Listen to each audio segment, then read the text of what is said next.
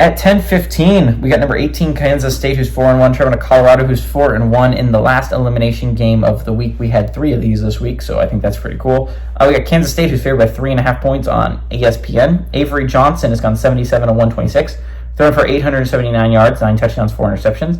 DJ Giddens has gone 83 carries for 604 yards and 2 touchdowns, and Chase Brown had 17 catches for 277 yards and a touchdown. Shedeur Sanders has gone 138 of 197, thrown for 1,630 yards, 14 touchdowns, 3 interceptions. Isaiah Augustave has had 24 carries for 117 yards, and Travis Hunter has had 46 catches for 561 yards and 6 touchdowns. Colorado's 45-20 against Kansas State all-time. Last game to go to Colorado in 2010. Kansas State has not gone on the road and beaten Colorado since 2006, but K-State has won 3 of the last 5 times these two teams have played. This is a big game for both teams, right? This is a chance for Colorado to prove they're for real, right? Their last couple wins, well, big wins for them. They were a close win against Baylor, who has looked like arguably one of the worst teams in the Big 12 so far this year, and you needed a Hail Mary to do it. And a UCF team that got exposed by Florida last weekend, right? It's a chance to prove yourself for Colorado. This is a one-loss Colorado team, has looked somewhat good. Big game against Kansas State. Like a massive game against Kansas State here.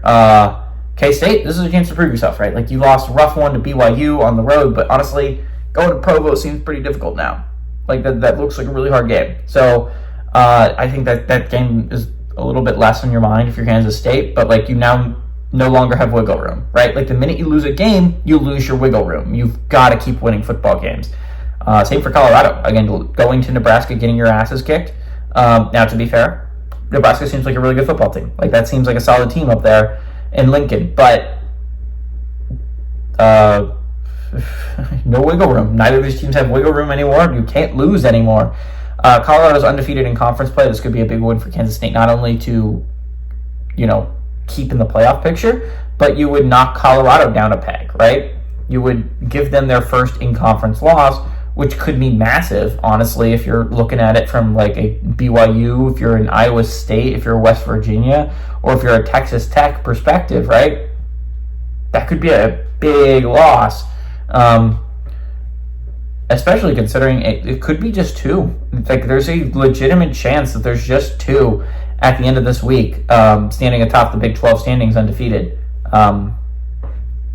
Iowa State or West Virginia is going to win, and Texas Tech's on a bye. But if Arizona can beat BYU and Kansas State can beat Colorado, here we sit with 2 atop the Big 12 standings undefeated-wise. I think this game has a possibility of being good. It is probably a really good quarterback v. quarterback matchup, right? Shedeur Sanders versus Avery Johnson should be a fun matchup. Avery Johnson's more of a runner than Shedeur Sanders. He's more of an athlete, so we'll see how this works out. Kansas State's more of a running offense than Colorado. Colorado cannot run the ball very well, and I think that's going to end up hurting them against a solid defense like Kansas State. Chris Klieman has a team, I think, in Manhattan, Kansas.